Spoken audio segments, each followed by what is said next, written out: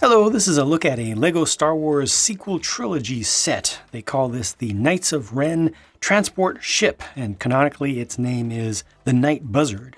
There are no side builds in this set, so you just get the main ship itself and then 3 minifigures, which are the 2 last Knights of Ren that we haven't gotten minifigures for before, and yet another fully trained Rey. At first glance, I personally like the look of this thing. I like its shaping, and I like the level of detail in this LEGO form for its size. You know, it definitely could have had more details if it was done to a larger scale, but for the scale that they chose for the budget that was assigned to this LEGO project, I think it worked out pretty well, and I did enjoy the build process. On display, I think this looks pretty nice, and I think it's immediately recognizable to Star Wars fans, exactly what it's trying to be, what it's trying to represent. So in that sense, I think it's fairly successful. In other ways, it's a complete failure. Like this one. There's nothing to it. The entire ship is mostly just a facade. It's designed to look good from the outside, from the top, even a little bit from the side, but as soon as you turn it upside down, you recognize that there's just no substance here. It's all just for the looks. I mean, check out this front little bit here, little grill. You know, you expect there to be stuff behind that, but no. There's nothing. There's just enough stuff behind it to hold the facade, to hold that surface layer there. And that's how the entire thing is built. It's all just a surface layer, just a skin that drapes over a Technic frame that itself doesn't have any thickness to it. As a result, this transport ship doesn't really transport much at all. As far as functionality is concerned, down here you can see each side has a spring-loaded shooter, and there's a remote actuator for that. Just basically they extend it out towards the back so you can just hit one of these little gray axles to fire those off if you want. One on either side. There are landing skids. These do not retract. The one in the back is relatively loose, although I think maybe I could tighten that up. Yeah, there we go. Just by squeezing things together, kind of force it to be a little bit tighter so it doesn't flop around. Just makes it a little bit more consistent with the front ones, but that's that. On deck at the rear, there's a gunnery position with a double-barreled blaster emplacement. These barrels go up and down, but they don't rotate. Just from looking at this on the surface, you'd expect that this whole thing would be a turret, but it doesn't rotate at all. This just has a small hatch, which has just enough room, let me grab a figure, to put a figure in standing up, and that's it. You know, so he's fairly exposed there, but if you look inside, you know, there's not much depth. So that's, you know, part of the problem with the design here is that it does not hold figures very well at all. This is obviously just a sensor array back there, probably something radar-like. There's another hatch here, another faux turret. So once again, you can have a person standing right there. Just a single barrel for this one. If you move that barrel out of the way, you access the only proper true interior space of the entire model. And that's right here, which gives you room to put somebody down in there. So there's somebody, and he's down in there, and that's it. When he's in there, the hatch doesn't even close all the way. You bring this back down part way, but now it's not able to even angle fully forward. So yeah, for something that's intended to be transport for the entire team of all the Knights of Ren, this can carry a total of 3 people. One's going to be the pilot, and then you have 2 gunners who are going to be halfway exposed. This guy is the pilot. He's Kuruk, or Kuruk, or however you choose to pronounce it. I don't care. K-U-R-U-K. I think that LEGO did a pretty good job, once again, creating yet another Knight of Ren. Very dark with the color scheme.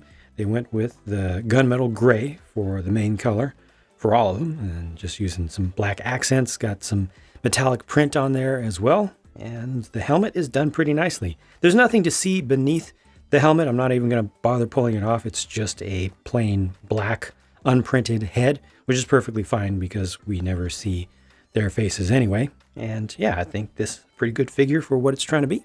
The other one is Cardo, C-A-R-D-O, and his main thing is that one of his arms is a gun. So he's not supposed to be holding a weapon. That's supposed to actually be his arm. It's too bad that that LEGO wasn't able to reuse an old mold some specialized minifig arm that could have been built onto, and they just have just a regular one. I always enjoy building up small accessories for minifigs using just, reusable standard parts. And it's nice that we have so many small parts available these days to be able to do things like that. But yeah, it really would have been nice to get something extra special for this guy. However, they already invested in the mold, probably, I'm assuming, one mold for all of their helmets.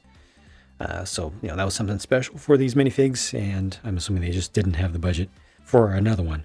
As it is, for what they did use, I think it worked out pretty nicely, but it would have been extra special to get something new or reprised for that arm. The print here works pretty well for me, and again, there's nothing to see underneath the helmet. It's just another plain black minifig head.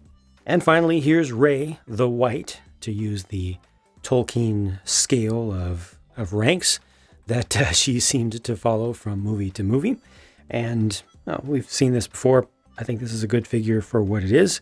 They kind of go back and forth with these lightsaber blades with the new material. Some of them end up frosted. Some of them end up crystalline like that. It's nice to see just how clear that is, though, with no bubbles in there. Some people like to see bubbles in them. I personally like to see them nice and consistent and clean all through, but it is what it is. I think the production work there is good. I just want to see some consistency. I kind of like the frosted ones myself. They carry a little bit more light, but there's her alternate face.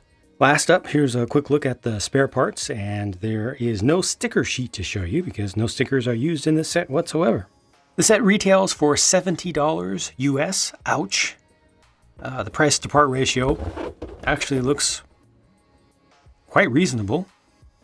But to me, the price to volume of stuff ratio, how much I'm paying, how much I paid compared to what I actually get here, what I actually see, is abysmal. It's really, really, really, really bad. Because it doesn't even carry the people. Honestly, just looking at this, based on my experience with Lego stuff, lots and lots of Lego stuff, I would be willing to pay $45 to $50 for this. And I feel like that's already giving it a price that's what my gut says is expensive for this amount of plastic, but just based on experience, and trying to be reasonable about it. I could see this selling for $50. $55 would be a stretch, but $50, that's about what I would personally give it.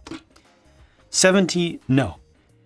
If it was able to carry all 6 Knights of Ren, even if it was still a similar size, if it just had some actual depth to it and some interior space, even if it wasn't well detailed, it just had the room to physically put the figures in there, I would have been okay with 70, I think. Might have felt like a little bit of a stretch, but it wouldn't have been too bad. But just all that emptiness really, really kills this thing, really kills its value. It does look good on display, though. And I don't mind the fact that it's small. Like I said, if they had just sold this for like $50. Now, I have heard a rumor. It is just a rumor. I haven't seen sources. That the Lego design team was under the impression the Night Buzzard was going to be a hover tank, thus explaining how it was designed and the lack of focus on interior space and the ability to accommodate the entire team. I choose to accept that as a possibility. I mean, remember Kylo Ren's command ship, the original one. Color, the wings and stuff. Lego wasn't the only company to get it wrong. Lucasfilm just does not like to show much. They do not like to say much about assets from their films a year and a half before they're actually released, which is when toy design teams are first invited in. And, the time that it takes for Lego to design a set is very, very long. It can easily be a year and a half for just a standard production thing like this. A year would be like a tight schedule for a relatively small set. So It is possible that it's more Lucasfilm's fault than Lego's fault, that the design doesn't really match what you would expect, or the in-universe thing. It's very easy, of course, with the price to just say Disney tax, the end. And get lots of likes on your comment because everybody likes to say Disney tax.